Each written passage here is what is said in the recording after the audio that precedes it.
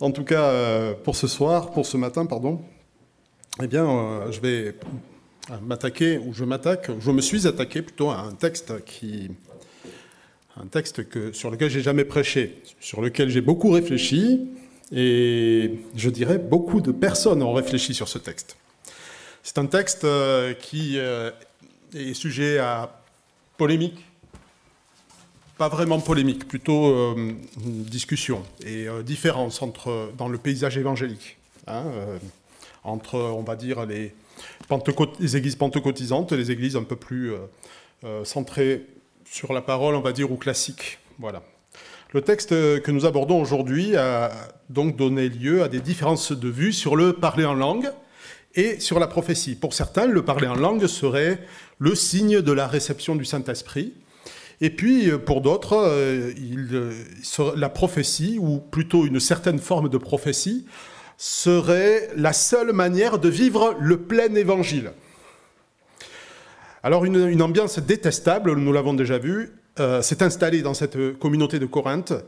Et dans les chapitres 12 à 14, que nous abordons déjà depuis 2 semaines, eh bien, Paul aborde la pratique des dons dits spirituels, ou plutôt des charismes, et en particulier le parler en langue dont les Corinthiens étaient particulièrement friands. Ils étaient convaincus d'être arrivés à une sorte d'élite spirituelle. Et ils croyaient pouvoir distinguer entre des chrétiens super spirituels et puis d'autres de qualité, on va dire, du low cost ou du recyclé, si vous voulez. Paul va donc corriger cette attitude, conséquence de l'orgueil spirituel. Alors je vous propose de lire le chapitre 14, on va lire les 25 premiers versets. Après, tu pourras switcher sur HDMI 1. Merci. Voilà, 1 Corinthiens 14. Ainsi, recherchez avant tout l'amour, aspirez en outre aux manifestations de l'esprit et surtout aux dons de prophétie. Celui qui parle dans une langue inconnue s'adresse à Dieu et non aux hommes. Personne ne comprend les paroles mystérieuses qu'il prononce sous l'inspiration de l'esprit, mais celui qui prophétise aide les autres à grandir dans la foi, les encourage, les réconforte. Celui qui parle dans une langue inconnue est seul à en tirer un bienfait pour sa foi, mais celui qui prophétise permet à toute l'assemblée de grandir dans la foi. Je veux bien que vous sachiez tous parler dans les langues inconnues, mais je préférerais que vous prophétisiez. Celui qui prophétise est plus utile que celui qui s'exprime dans une langue inconnue, sauf si quelqu'un le traduit pour que l'Église puisse grandir dans la foi. Supposez, frères, que je vienne chez vous et que je m'exprime exclusivement dans ces langues inconnues, sans vous apporter aucune révélation, aucune connaissance nouvelle, aucune prophétie, aucun enseignement. Quel profit tireriez-vous de ma présence ? Voyez ce qui se passe pour des instruments de musique comme la flûte et la harpe.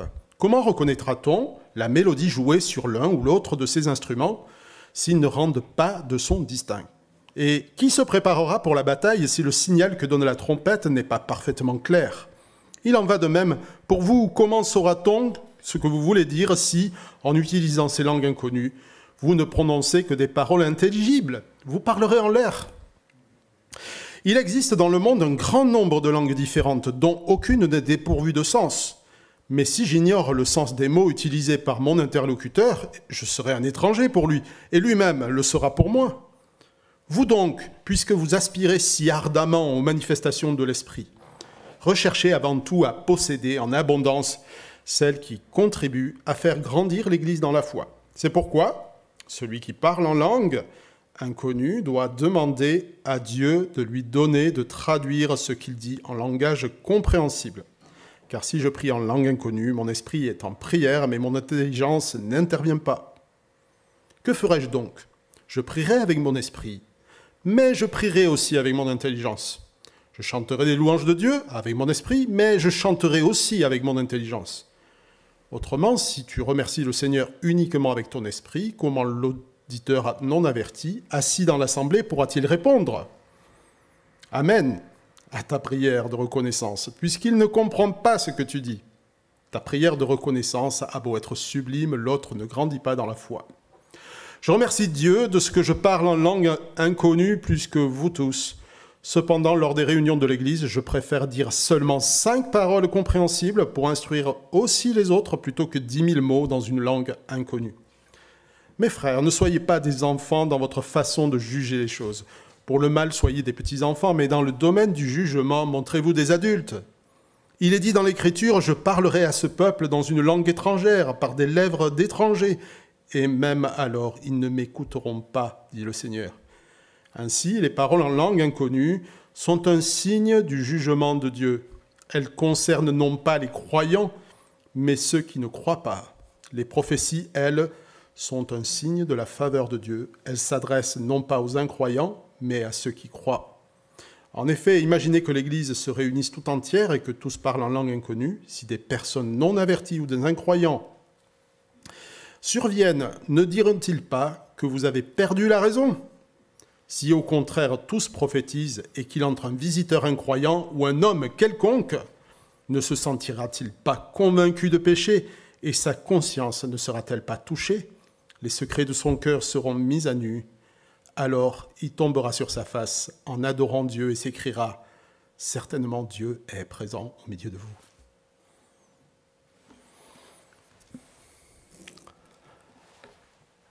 Je vous propose de voir trois parties. C'est assez classique. La première, c'est que Paul nous invite à aspirer aux dons les meilleurs. La deuxième, c'est que Paul nous donne une leçon de discipline faite avec amour. Et la troisième, c'est que Paul annonce que le culte est un lieu de témoignage et d'édification.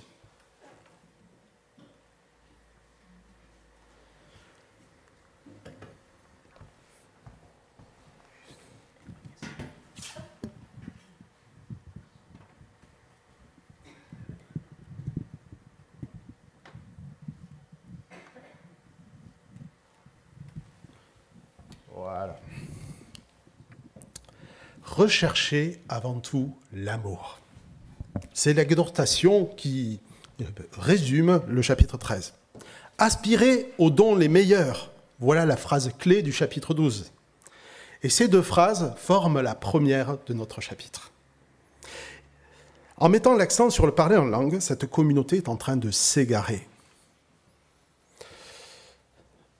L'Église n'est pas un radio-crochet. C'est pas un concours de spiritualité. On n'est pas à The Voice. L'Église est un lieu où chaque membre est exhorté à grandir dans la foi. Voilà pourquoi la prophétie est préférable aux langues. C'est parce qu'elle contribue à l'édification de l'Église. Alors pour bien comprendre, permettez-moi de faire un détour par le phénomène du parler en langue, pour expliquer comment est-il apparu. Tout d'abord, le parler en langue n'est pas une spécificité chrétienne, il faut le savoir. On le trouve dans toutes diverses formes, dans le bouddhisme, mais aussi dans le soufisme. Alors vous ne connaissez peut-être pas le soufisme, mais c'est une branche de l'islam, hein. On va dire c'est les charismatiques de l'islam. C'est le derviche tourneur, vous savez, les gens qui tournent avec des robes. C'est très beau à voir. Mais en fait, ils cherchent une extase dans laquelle ils s'expriment en langue. Maintenant, vous le savez. C'est souvent associé à un état extatique. Dans le culte des idoles, à l'époque, les prêtres se livraient à des extases, et souvent avec des substances, hein, et prononçaient des oracles par des paroles inintelligibles. Et il n'est pas étonnant que les Corinthiens, dans cette culture, se soient sentis extrêmement spirituels de parler dans des langues inconnues. En ce qui concerne la Bible, il y a 4 textes qui en parlent explicitement. Alors, certains en trouveront beaucoup plus, mais ce n'est pas forcément explicite. Dans l'histoire du salut, le parler en langue est apparu à la Pentecôte, dans le livre des Actes au chapitre 2. Alors, il y a un débat sur les personnes qui ont parlé en langue. Au début, dans le chapitre 1, 120 personnes étaient réunies, mais il semble qu'au début du chapitre 2, on est dans un autre lieu et un autre jour. Et je penche pour une réception du don du parler en langue par les apôtres, qui colle mieux avec l'ordre de Jésus de rester à Jérusalem pour recevoir la puissance pour être ses témoins. Et c'est justement à cela que va servir le parler en langue. Luc mentionne qu'ils étaient tous réunis lorsque des flammes se posèrent sur eux. L'autre particularité du don des langues en acte 2, c'est que chacun entendait parler dans sa propre langue. Même le grec dit dialectos. Vous comprendrez ce que ça veut dire. Tous les Juifs en pèlerinage à Jérusalem entendaient proclamer les merveilles de Dieu. Ils magnifiaient Dieu, littéralement. Je passe sur un élément important pour la compréhension du parler en langue. Ce pourrait être aussi l'événement inverse de la division des langues à la tour de Babel, qui a été une condamnation pour les hommes. Alors nous en reparlerons certainement, peut-être dans une série sur Genèse, Dieu voulant. Mais le don des langues est le point de départ de l'évangélisation de tout le monde. Alors il y a un deuxième texte qui parle du parler en langue, c'est le récit de la conversion des premiers païens. 8 chapitres plus tard, je saute directement au chapitre 10, à la prédication de Pierre, tous se mirent à parler en diverses langues. Le premier païen, c'est Corneille et sa famille. Et ici aussi, il fallait un signe pour les apôtres. Qu'il fut difficile en effet pour Pierre de croire que les païens puissent recevoir le salut comme les Juifs. Et pourtant, il se rendra à l'évidence, dans le chapitre 10 d'Actes, il dit « Quelqu'un peut-il refuser l'eau du baptême à ceux-ci qui ont reçu l'Esprit Saint comme nous ?» Ce « comme nous » est très très important. Cela laisse à penser que Corneille et sa famille ont vécu une expérience analogue à celle des apôtres. D'ailleurs, eux aussi proclamaient, les termes sont identiques, les merveilles de Dieu, ce qui veut dire qu'ils comprenaient de quoi on parlait. Le parler en langue est encore évoqué pour la conversion des disciples de Jean, en acte 19. Je passe sur beaucoup de choses, qu'on pourrait dire. Mais... Alors qu'en acte 8, pour la conversion des Samaritains et la réception du Saint-Esprit, il n'est pas mentionné. Pas plus pour la conversion de l'eunuque éthiopien. Chapitre 8 toujours. Dans tous ces textes, le parler en langue joue une fonction, celle d'un signe pour attester aux apôtres et à tous ceux qui étaient réunis que le Saint-Esprit et donc le salut venaient de s'étendre à d'autres que les Juifs. Un quatrième texte, c'est la fin de l'évangile de Marc. Marc 16, verset 17, « Voici les signes miraculeux qui accompagneront ceux qui auront cru en mon nom. Ils chasseront des démons, ils parleront des langues nouvelles, ils saisiront des serpents venimeux, ou s'il leur arrive de boire un poison mortel, cela ne leur causera aucun mal. Ils imposeront les mains aux malades et ceux-ci seront guéris. » Tout d'abord, nous devons manier ce texte avec beaucoup de prudence. Il est absent des meilleurs manuscrits que nous ayons en notre possession aujourd'hui. Mais nous devons remarquer, là encore, que Jésus reproche aux apôtres leur incrédulité. Et il leur parle des signes qui accompagneront ceux qui croiront, les apôtres qui croiront. Je renvoie ceux qui voudraient en savoir plus à l'excellent podcast de Florent Varac sur le site Tout pour sa gloire, qui parle de ce texte, et je pense que c'est très convaincant. Dans le livre des Actes, à la Pentecôte, qu'est-ce qu'il est dit ? Acte 2, verset 43, « Tout le monde était très impressionné, car tout le monde accomplissait des miracles et tout le monde parlait en langue. » Non, car les apôtres accomplissaient beaucoup de prodiges et de signes miraculeux. Les signes annoncés dans Marc étaient là.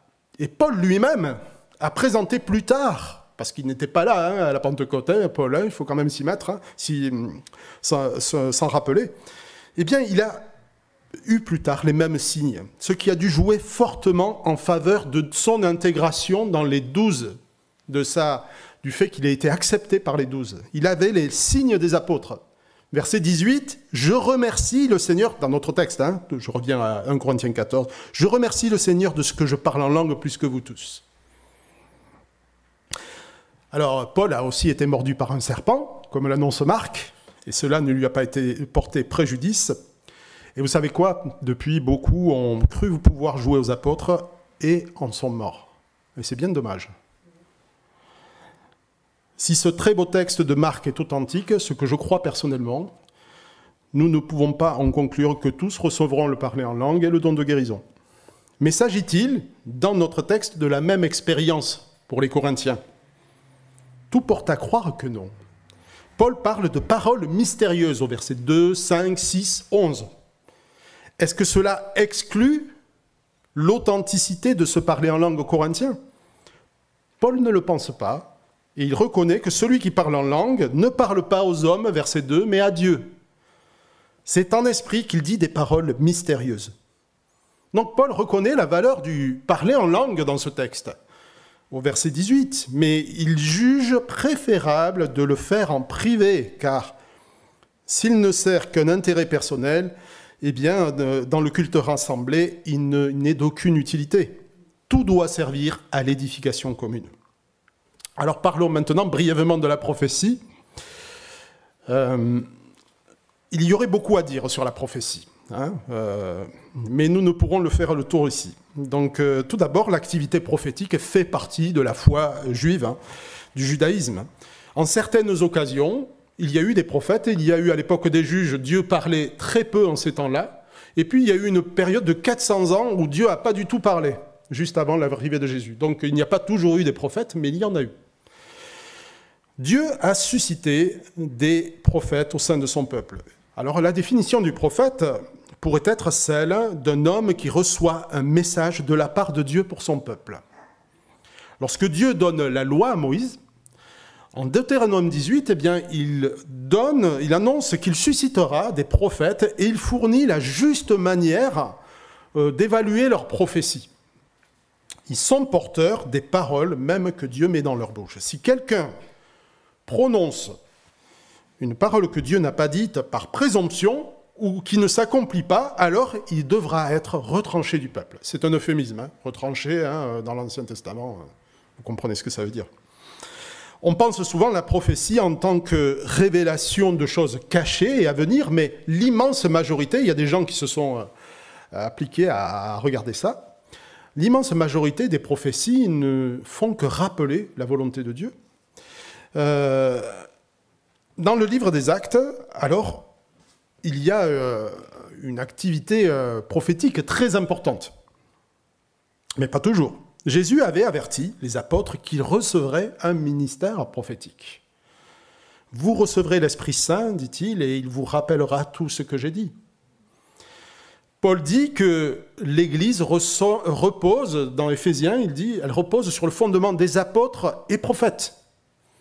Donc, je pense qu'il y a des arguments pour dire qu'il considère que les apôtres sont les prophètes de la Nouvelle Alliance. Paul confesse que sa propre connaissance du plan de Dieu a été reçue par révélation dans Éphésiens 3.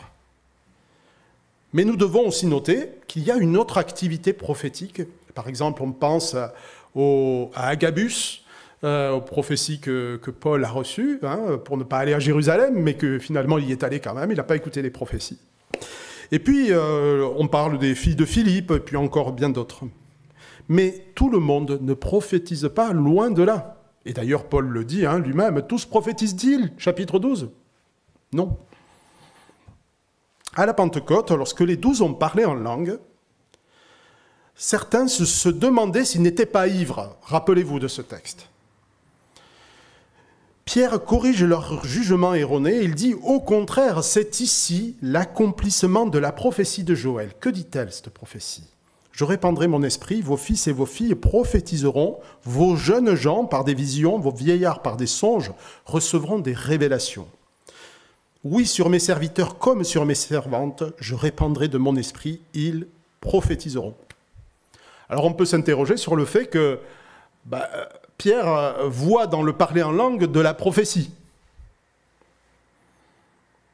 Est-ce qu'il y aurait une confusion dans l'esprit de Pierre ? Par ailleurs, on ne trouve pas dans le livre des Actes l'accomplissement de la prophétie de Joël. Tout le monde ne prophétise pas. Pierre se serait-il trompé ? Ou est-ce que cette activité serait juste destinée aux apôtres ? Alors dans son livre « L'œuvre du Saint-Esprit dans l'histoire du salut », Sylvain Romerowski, qui a été un de mes profs, suggère que Joël annonce tout simplement que tous les membres du peuple de Dieu seront des témoins du Seigneur. Pierre ne s'est pas trompé, mais l'accomplissement de la prophétie de Joël, ce n'est pas le parler en langue, c'est que tous proclament les merveilles de Dieu. Qu'est-ce que cela veut dire? Eh bien, cela veut dire que tout enfant de Dieu a vocation d'être prophète dans la mesure où il a reçu ce mandat par l'Esprit de Dieu de proclamer, et je l'espère, joyeusement, les merveilles de Dieu dans sa vie et dans la parole de Dieu. Lorsque vous chantez, eh bien, vous êtes prophète. Notre texte le dit, non? Lorsque vous priez avec reconnaissance, verset 16, mais de manière intelligible, de sorte que les autres disent Amen, vous êtes prophète. Lorsque vous témoignez autour de vous combien Dieu a été bon dans votre vie, vous êtes prophète pour ces gens. Vous leur annoncez la parole de Dieu. Vous leur annoncez qu'ils doivent se repentir. Au début de ma conversion, je me souviens que très souvent, des paroles résonnaient dans mon cœur pendant les moments de prière. Je suis sûr que c'est quasiment l'expérience de chacun ici. J'aurais voulu les prononcer, mais ma timidité me l'interdisait. Et puis, je ne me sentais pas digne. Et je crois que le Seigneur m'a enseigné, vous savez, une vérité qui libère. Ce qu'il m'a enseigné, c'est qu'il n'avait pas besoin de moi. Il pouvait susciter exactement la même prière aux frères et à la sœur. Et c'est ce qui arrivait la plupart du temps. J'avais juste raté l'occasion que l'Esprit me donnait de m'exprimer. Et lorsque j'ai compris cela, ma bouche a commencé à s'ouvrir et à vaincre la timidité. Chanter les merveilles de Dieu, prier et prophétique dans la mesure où cela transmet fidèlement la parole de Dieu. Je ne dis pas que tous les chants sont prophétiques. Il y a parfois des choses qui ne sont pas dans la parole de Dieu. Mais si une prière pousse chacun à dire Amen, eh bien, oui, c'est prophétique. La prédication se doit d'être prophétique, si toutefois elle rapporte fidèlement les intentions de l'Écriture. La communauté se doit d'examiner comme les Juifs de Bérée le faisaient. Alors, peut-être que vous ne connaissez pas ce passage dans Acte 17, et il est dit qu'ils examinaient chaque jour les Écritures pour voir si ce que Paul leur disait était exact. Et ils se sont convertis à la parole de Paul. Donc, aspirer aux dons les meilleurs, la prophétie est préférable parce qu'elle communique quelque chose d'intelligible pour l'édification de tous. Mais nous y reviendrons. Alors, j'ai lu récemment le livre, ça va faire plaisir à Nathan, d'Edward Nelson, qui était mon collègue et qui est décédé cet été dans un tragique accident de montagne. Son livre qu'il a laissé, c'est « Plaidoyer pour une vraie liberté, égalité, fraternité ». J'ai beaucoup aimé cette citation dans ce livre. « La langue est le seul pays. La langue fait notre identité. Elle nous unit, elle nous permet de dialoguer. Elle s'exprime par une grammaire, une orthographe. Si, au prétexte de ma liberté, personne ne respecte les codes, personne ne pourra se comprendre. Chacun serait esclave, esclave de son égoïsme et de ses conséquences, la solitude. Je suis seul à me comprendre. La véritable liberté se vit dans un cadre.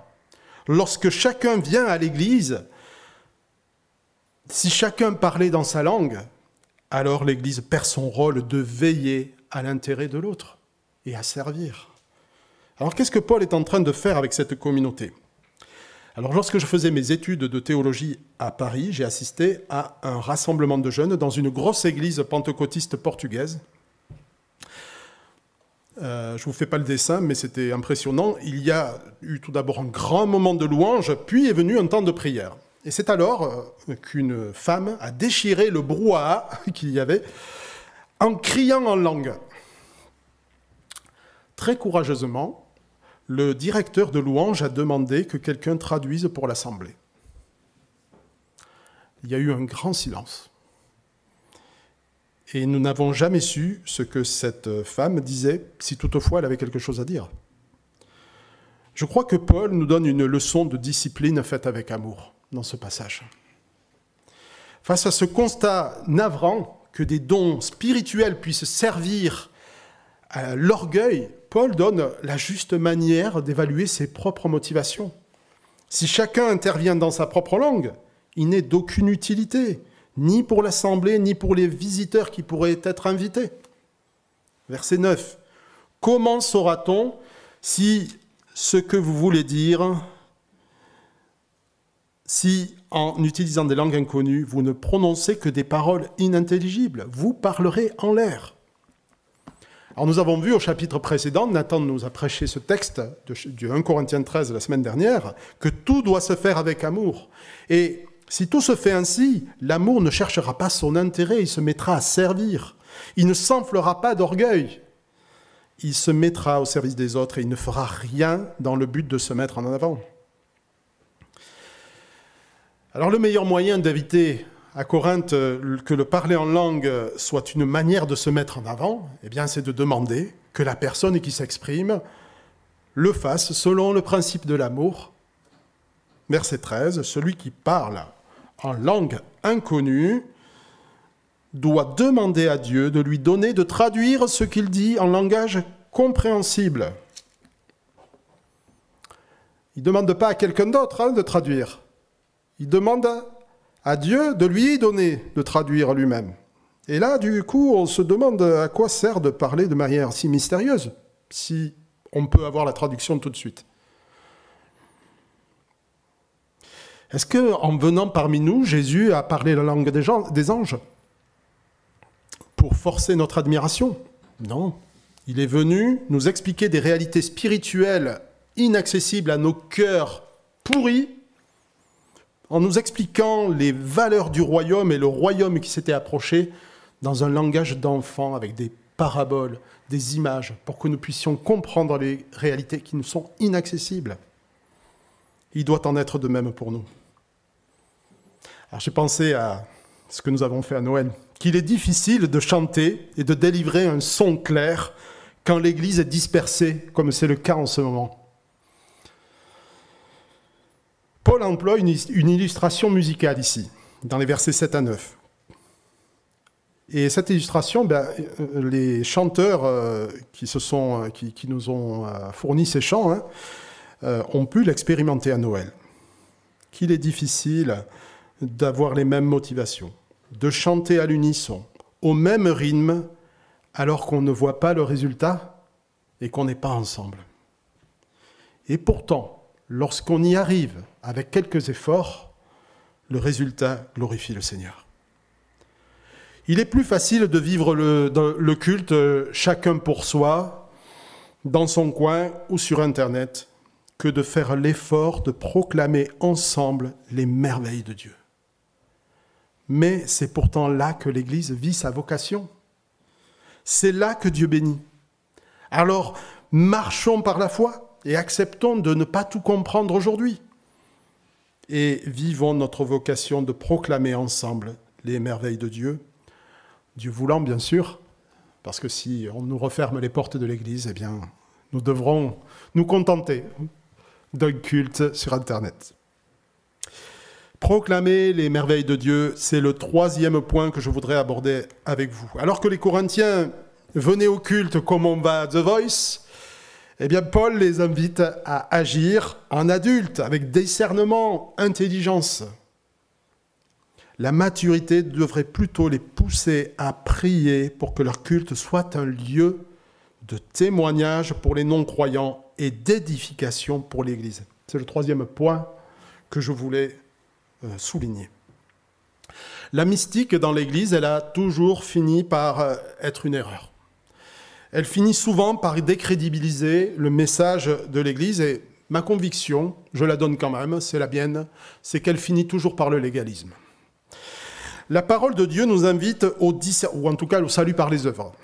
La parole de Dieu nous invite au discernement, à la maturité et à prier par l'esprit, mais aussi avec intelligence. C'est pas prier à l'esprit et puis prier avec intelligence. C'est prier esprit et intelligence ensemble. C'est ça dont il parle. Elle nous invite à être des chrétiens lisibles, cohérents, crédibles, qui font ce qu'ils disent, que les mains ne disent pas le contraire de ce que dit ma bouche. L'évangile est suffisamment choquant pour notre culture. Pourquoi le rendre plus inaccessible encore? Alors, comme je l'ai suggéré plus tôt, je crois que nous sommes tous prophètes. quand nous accomplissons notre mission de proclamer les merveilles de Dieu. Paul explique la supériorité du ministère prophétique sur le parler en langue par sa fonction de signe. C'est un signe pour les incroyants au verset 23, parce qu'il constituera un argument pour ne pas prendre au sérieux l'Évangile. C'est ça que Paul est en train de nous dire. Loin de convaincre les incroyants, le parler en langue est bien souvent un élément qui décrédibilise le message des évangéliques plus qu'il ne convainc. Alors bien sûr, ceux qui sont dans l'Église diront le contraire, mais il suffit de parler avec les gens qui sont allés dans les églises et qui ont eu peur de ça pour comprendre. Il suffit de regarder les médias pour s'en convaincre. Inversement, la prophétie, parce qu'elle est intelligible, elle est un signe pour ceux qui vont croire, parce que Dieu s'y exprime par la bouche de ses enfants, de manière claire, dans une langue qui répond à des règles que tout le monde peut comprendre.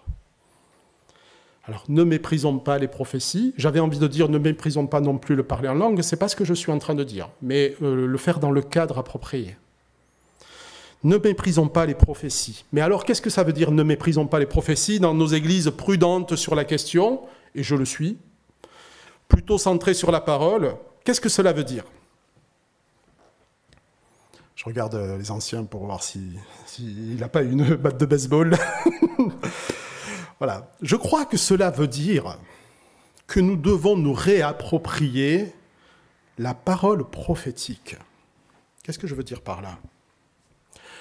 Il n'y a pas des chrétiens qui s'adonnent à la prophétie dans certaines églises et d'autres chrétiens, et j'entends chrétiens au sens fort du terme, pas simplement fréquentant une église, d'autres chrétiens dans d'autres églises qui ne seraient pas prophètes. C'est un passage que pour certaines églises. Je crois au contraire que cela veut dire que nous devons nous réapproprier la parole prophétique. S'écrier dans le culte « Ainsi parle le Seigneur » ne garantit pas l'authenticité d'une prophétie. Je l'ai vécu personnellement. Cela pourrait même se transformer en abus spirituel. Dans notre Église, nous préférons mettre l'accent sur le fruit de l'esprit que sur les dons. Nous pensons que l'Église est un lieu d'édification et de témoignage. Et comment peut-elle l'être si elle n'est pas prêchée fidèlement et clairement ? Comment Dieu va-t-il valider par son esprit un message peu clair, j'espère que je suis clair aujourd'hui, réservé à des initiés dans un langage confus ou carrément faux ? Si nous mettons tant l'accent sur l'enseignement de la parole de Dieu, nous voulons nous attendre à ce que la parole de Dieu parle. Un jour, un vieux monsieur s'est adressé au pasteur qui était mon maître de stage. Il lui a dit, sur le ton du reproche, Valérie, c'est de qui je parle, il lui a dit sur le ton du reproche, « Tu as parlé de moi !» Ce dont il s'est défendu avec stupeur. Mais ce que je ne savais pas, c'est que la même chose m'arriverait quelques années plus tard. Je prêchais tranquillement sur le premier chapitre de l'Épître aux Galates, dans lequel Paul parle de faux frères. Je l'ai lu, et j'ai juste rappelé que c'est une réalité. Il y a toujours eu des faux frères dans une assemblée.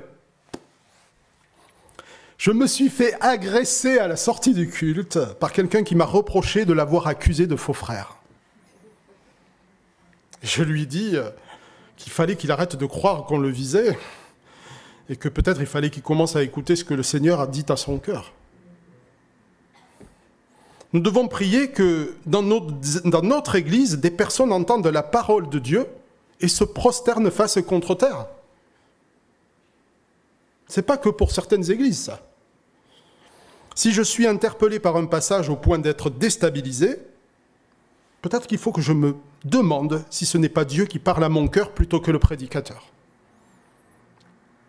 Ne méprisons pas la prophétie au travers de la prédication.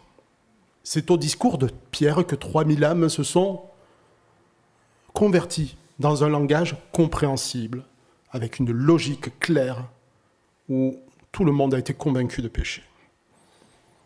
Mes prières peuvent être, souvent à mon insu, une manière de délivrer un message à l'Assemblée.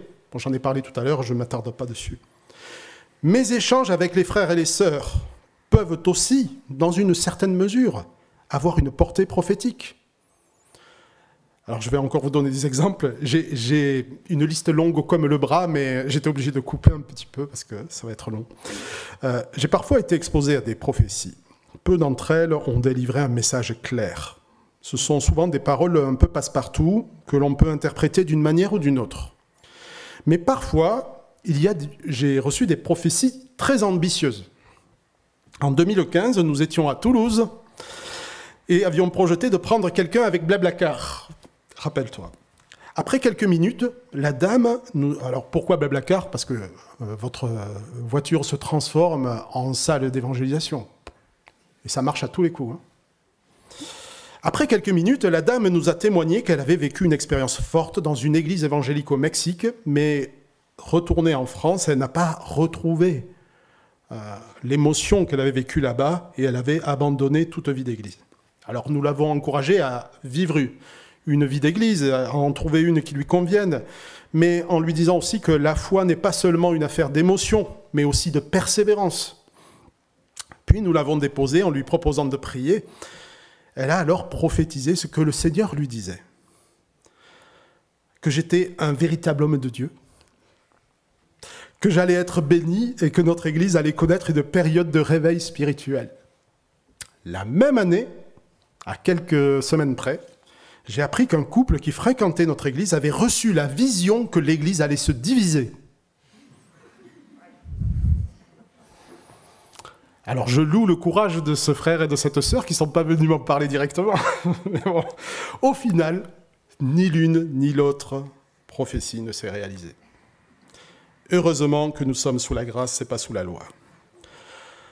Inversement, parce que je ne vais pas quand même taper que sur les prophéties, hein, bien entendu, c'est loin d'être mon propos. Inversement, lorsque j'ai ressenti très fortement un appel pour le ministère, je suppose que l'un et l'autre pourra dire des choses de ce type.